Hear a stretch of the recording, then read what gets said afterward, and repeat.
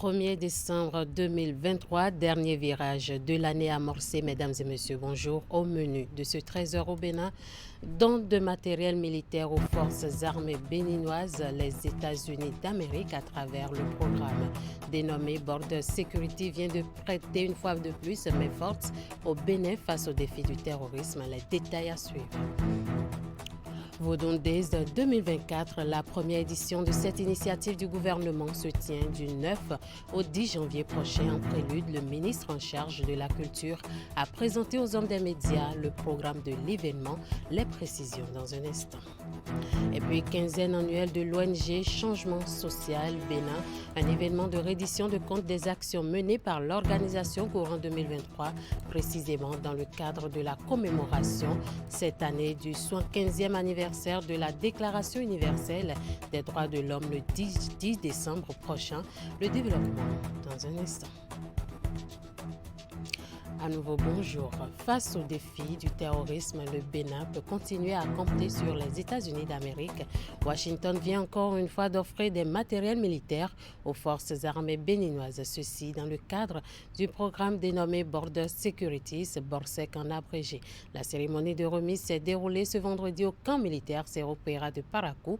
Cérémonie co-présidée par le chef d'état-major des armées béninoises et l'ambassadeur des États-Unis près le Bénin en présence d'autres autorités politico-administratives et des officiers de l'armée béninoise. Reportage Jacques Degbé et Lydie Méo.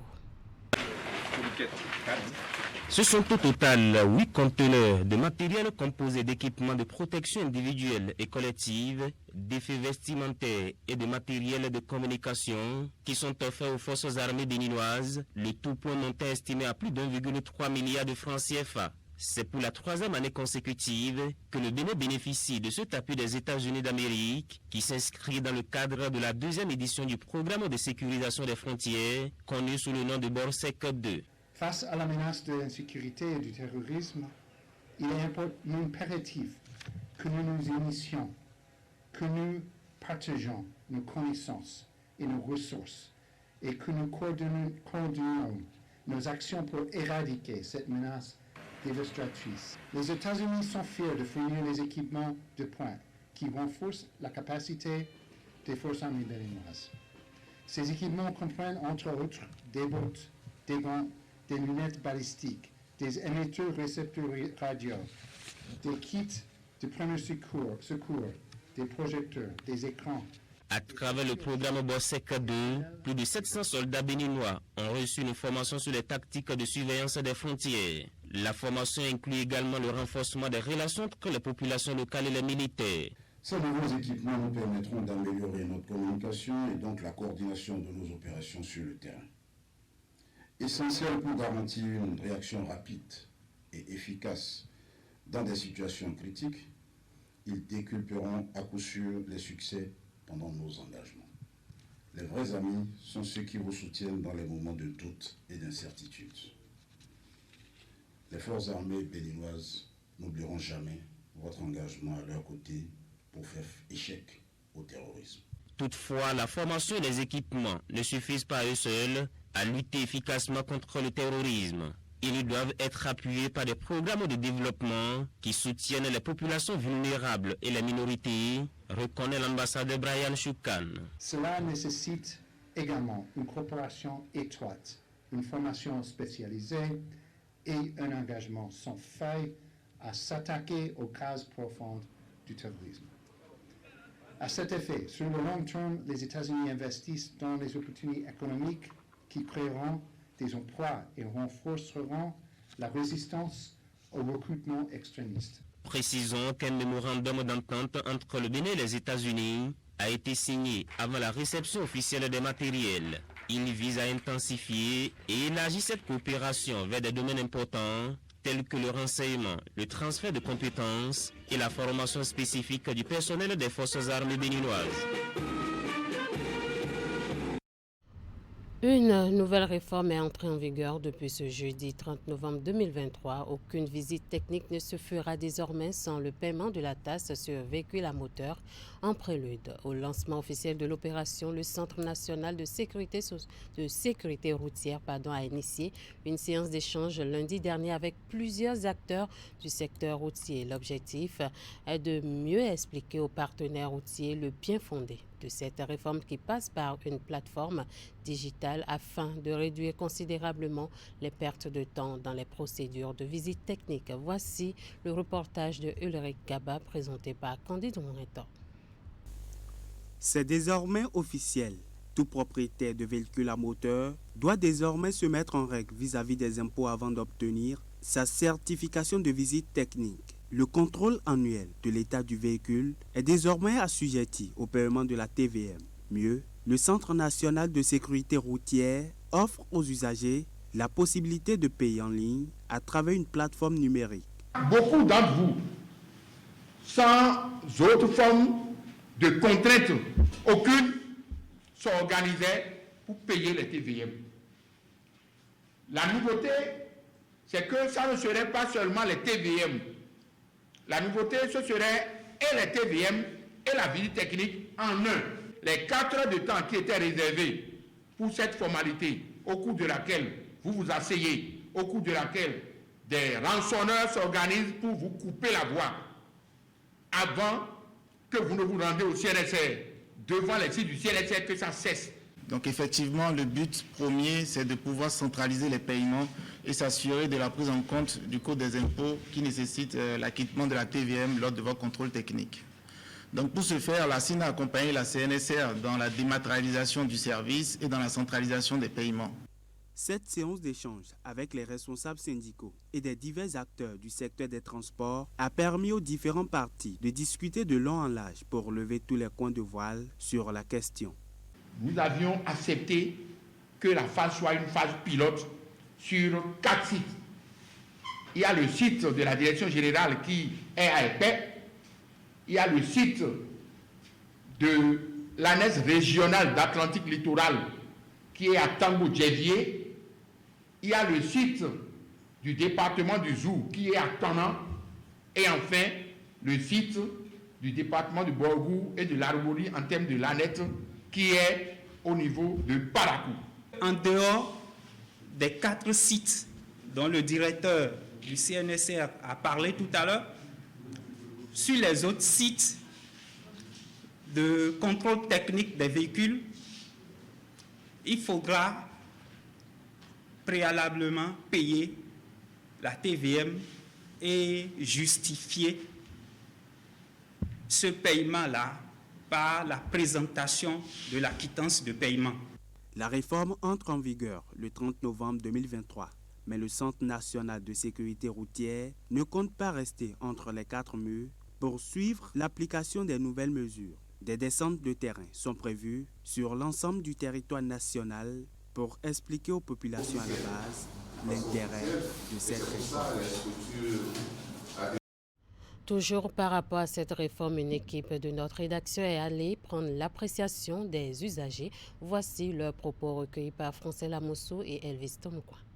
Moi, je pense que l'obligation à tous les citoyens pour payer la TVA, c'est une bonne chose parce que d'autres personnes payent déjà et d'autres ne payent pas. Donc, c'est un moyen pour le gouvernement d'obliger ou d'amener toute personne à s'aligner à ce qui doit être.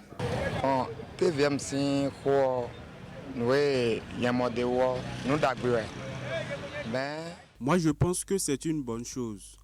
Mais nous sommes à la fin de l'année et nous avons déjà du mal à payer l'assurance et la visite technique. Donc, quand on réfléchit, on voit que c'est un poids qu'ils ont mis sur nous. Nous qui avons des véhicules. Puisque on tend vers la fin de l'année. Et ce qui fait un peu mal est que on exige même qu'avant d'avoir la visite technique, il faut d'abord payer le TVM. Oh, TVM obligatoire, une très bonne chose, mais seulement que vous devez savoir que trop de tasses, ça tue les tasses. Vous voyez, donc ça tue un peu les tasses. C'est bien, mais si l'État pouvait revoir un peu, comment dire, le montant, ramener ça un peu à la baisse, je crois que ça va un temps soit peu aider la population. Hein. Parce que, pour me dire la vérité, tout le monde maîtrise bien la situation financière du pays. Une note culturelle dans cette édition. La première édition des Vodou Days va se dérouler les 9 et 10 janvier 2024 à Ouida. C'est une initiative du gouvernement pour révéler davantage la richesse culturelle du Bénin au monde. En prélude aux festivités, le ministre du Tourisme, de la Culture et des Arts a animé une conférence de presse ce jeudi, occasion pour Jean-Michel Abimbola de dévoiler les activités au programme et apporter un certain nombre de clarifications relatives à cette initiative. Le point de cette conférence de presse dans ce reportage de Idrissou Boukari présenté par Candide Ouintan. C'est une bonne idée. Annoncé le 31 octobre 2023, les festivités marquant les Vodou Days auront lieu les 9 et 10 janvier 2024. En conférence de presse ce jeudi 30 novembre, le ministre du Tourisme, de la Culture et des Arts vient répondre aux diverses préoccupations et critiques portées sur cette initiative du gouvernement. Le festival Les Vodou Days ne vient pas remplacer les fêtes annuelles des religions endogènes. Les Vodou Days, c'est un produit, c'est un label, c'est un concept pour pouvoir mettre en valeur l'art, la culture et la spiritualité vaudou lors d'un festival à Ouida. Les Vodou Days n'arrêtent pas cela. Donc nous continuerons de fêter dans les 77 communes du Bénin, le vaudou. On continuera de fêter dans les arrondissements, dans les villages, dans les hameaux. Donc cela ne change absolument pas. Mais la fête, le lieu officiel pour la solennité, c'est Ouida. C'est ce que nous avons retenu. Donc ça n'enlève rien. On ne demande pas à l'ensemble des fidèles du vaudou de converger vers Ouida. La cité historique de Ouida accueille la première édition des Vodou Days avec toutes les dispositions requises. La dénomination Vodou Days a suscité des questionnements au sein de l'opinion et c'est l'occasion pour le ministre Jean-Michel Abimbola d'apporter des clarifications sur le choix de cette dénomination qui appelle à l'ouverture du Bénin au monde. J'ai même entendu dire qu'on aurait pu dire Vaudouzan. Et peut-être également d'autres propositions. Peut-être que vous pourriez me dire toutes les propositions qu'il y a eu. Quand je vais dire Vaudouzan, il va falloir que j'aille m'expliquer auprès de chacun d'eux. Donc quand je vais dire Vaudouzan, je m'adresse à qui? Je m'adresse au fond béninois? Alors que ce que je veux, c'est que le monde entier s'intéresse au vaudou. C'est que le monde entier sache qu'il y a désormais un rendez-vous annuel pour le vaudou, pour les arts, la spiritualité, la culture vaudou. Donc, dès aujourd'hui, il n'y a pas une langue qui n'utilise pas des. Les Français savent ce qu'on appelle des. Les hispanophones savent ce qu'on appelle des. Les Fonds savent ce qu'on appelle des. Les Japonais savent ce qu'on appelle des. Donc, ce que nous avons fait avec des, c'est l'ouverture au monde. Pendant 2 jours, c'est un programme alléchant qui est élaboré pour révéler le Bénin à travers son art, sa culture et sa spiritualité. Au programme, les animations des places et couvents vaudou, le village des Vodou Days avec ses nombreux stands d'artisanat, de restauration et d'animation, la scène artistique et le cérémonial du 10 janvier en présence des hauts dignitaires avec la parade rituelle de la sortie des couvents des fidèles vaudou. Tout se met en place avec le comité du rite vaudou pour la réussite de cette première édition des Vodou Days. Nous parlons déontologie dans les médias au Bénin, usurpation de titres de journalistes sur les lieux de reportage. Suite à des plaintes répétitives, l'Observatoire de la déontologie et de l'éthique dans les médias condamne l'acte et met en garde les individus qui se présentent sur certains événements comme étant journalistes d'un organe de presse. Face à la presse ce jeudi, 30 novembre 2023, l'ODEM a présenté le cas du sieur Abdelaziz Badarou qui a pour habitude d'usurper le titre de journaliste et même parfois affronte les organisateurs d'événements. En tout état de cause, l'ODEM rassure qu'une traque sera bientôt enclenchée contre ces usurpateurs de titre de journaliste. Suivant les propos du vice-président de l'ODEM, Firmin Bécan, il est au micro de Teddy Goudalo et Mofid Sabouran. Il nous revient de façon insistante à l'Observatoire de la déontologie et de l'éthique dans les médias ODEM des comportements et des attitudes peu recommandables de personnes étrangères à la Corporation des journalistes du Bénin, mais qui utilisent injustement le titre sur les lieux des reportages et de manifestations diverses. C'est ainsi qu'elles se font passer pour des journalistes de différents organes suivant les lieux et les jours et escroquent les organisateurs. Le cas le plus récurrent pour lequel l'ODEM est même intervenu le 7 novembre 2023 reste celui du sieur Abdelaziz Badarou. Je dis bien Abdelaziz Badarou. Convoyé au siège de l'ODEM après une plainte d'atteinte à l'honorabilité du métier de journalisme, suite à une vive altercation au Palais des Congrès de Cotonou avec 9 autres personnes, dont quelques journalistes détenteurs de la carte nationale de presse, l'intéressé a reconnu qu'il n'est pas journaliste et qu'il admet faire une usurpation de titre pour décrocher des marchés de communication. Ainsi, a-t-il exhibé une carte de presse fabriquée de ses mains au nom d'un organe fictif, Le Point, nullement reconnu des listes officielles de la HAC. Sensibilisé, l'intéressé n'a pas cessé ses pratiques. Pas plus tard que le vendredi 23 novembre dernier, la même scène s'est reproduite au Palais des Congrès à l'occasion d'une manifestation publique. Ces comportements jettent de l'opprobre sur l'ensemble de la corporation et ne sauraient être tolérés plus longtemps.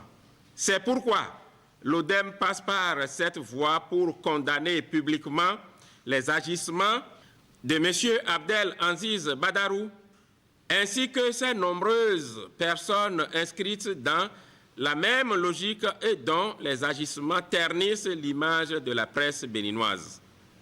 Nous tenons à rappeler que l'usurpation de titres est condamnée non seulement par le Code de déontologie et de l'éthique de la presse, mais aussi et surtout par les lois de la République. En conséquence, les organisateurs des manifestations sont invités à prendre toutes les dispositions idoines pour sécuriser leurs activités et dénoncer aux instances de régulation et d'autorégulation les usurpateurs de titres. En tout état de cause, l'ODEM mettra en place un dispositif de veille pour traquer tous ces mercenaires de la plume et les extirper de l'espace public. L'Observatoire renouvelle son engagement à jouer pleinement sa partition pour contribuer à l'assainissement de l'environnement médiatique au Bénin. Par ailleurs, l'ODEM voudrait rappeler aux professionnels des médias leurs responsabilités et devoirs qui sont, entre autres, de se comporter de façon responsable et digne sur les lieux de reportage. Il y va de la responsabilité de l'ensemble de la corporation. L'ONG Changement Social Bénin se rend disponible 15 jours durant pour toutes les couches de la société. Je l'annonçais en titre, c'est la quinzaine annuelle de l'organisation de la société civile, un événement de reddition de comptes des actions menées. Ceci précisément dans le cadre de la commémoration cette année du 75e anniversaire de la Déclaration universelle des droits de l'homme le 10 décembre prochain. Au lancement de la quinzaine hier à Abomey-Calavi, l'ONG a publié ses productions de l'année 2023. 4 rapports ont été présentés. Ils portent sur le monitoring des droits humains en milieu carcéral, la situation des femmes privées de liberté. Les travaux font également un rapport sur les droits humains pendant les dernières législatives et les recommandations du 4e examen périodique universel des Nations Unies. On écoute les responsables de l'organisation au micro de William Cliquant et Moufid Sabouran. Il est acquis qu'il y a une surpopulation carcérale. Vous verrez des établissements dont l'effectif carcéral fait déjà 3 à 4 fois même la capacité d'accueil de l'établissement pénitentiaire. Il faut retenir que presque la moitié des personnes privées de liberté interrogées sont en détention provisoire, c'est-à-dire 459 sur 1055 personnes interrogées. Et 79% ont déjà fait plus de 6 mois sans avoir été présentés à un juge. Et dans d'autres établissements pénitentiaires, les dossiers de certains détenus sont perdus pour diverses raisons. La quasi-totalité des personnes privées de liberté interrogées ont affirmé que les rations qui leur sont servies aujourd'hui sont améliorées. 49,1% de notre échantillonnage, c'est-à-dire 518 sur 1055, ont évoqué les isolements cellulaires prolongés. 23,6%, soit 249 sur 1055, ont abordé la question des châtiments corporels. Dans les établissements pénitentiaires parcourus, des personnes handicapées motrices ou visuelles. Et celles-ci sont détenues dans le même bâtiment et soumises au même traitement, c'est-à-dire aucune condition spécifique n'a été prévue à leur égard. Et une personne handicapée visuelle ne disposait même pas de canne pour se déplacer. 82 femmes ont affirmé vivre avec des mères de nourrissons et parmi elles, 77 ont déclaré qu'un enfant né en prison n'a bénéficié d'aucune assistance nutritionnelle, médicale et psychosociale. On note que plus de la moitié, soit 62% des 1055 détenus interrogés, reçoivent difficilement la visite de leurs proches, et ce, pour la raison majeure qu'est la suspension des visites. Suspension des visites qui a trouvé comme mode alternatif maintenant la remise de vivres. Nous avons quand même noté une certaine forme de corruption active ou passive à travers cette situation de suspension des visites. Le personnel pénitentiaire même a proposé, a suggéré comme recommandation de lever la mesure de suspension des visites. En 2023, nous avons aussi travaillé dans le cadre de l'examen périodique universel du Bénin. À la session d'adoption des recommandations le 7 juillet 2023, nous sommes passés de 224 recommandations acceptées à 234 recommandations acceptées. Donc, le plaidoyer fait par le groupe de travail durant la session d'examen et la session d'adoption, c'est que ça a permis au gouvernement de rester flexible sur sa position et de s'ouvrir à 10 nouvelles recommandations. Ce qui fait qu'au total, sur 258 recommandations formulées, le Bénin a accepté 234. La question, par exemple, de la suspension du droit de visite du milieu carcéral, nous sommes déjà comme ça en train de lancer le plaidoyer et à la faveur donc, de cette quinzaine. Nous avons à cœur ces 15 jours de nous rendre disponibles, c'est-à-dire tous travaux cessants au sein du mouvement social bénin pour vraiment, d'une part, rendre accessible le contenu acquis de droit et aussi nous rendre disponibles pour être en plaidoyer et jusqu'au 10 décembre 2023. Sur ce, je vous souhaite un bon mois de décembre. Merci de nous avoir suivis et à bientôt.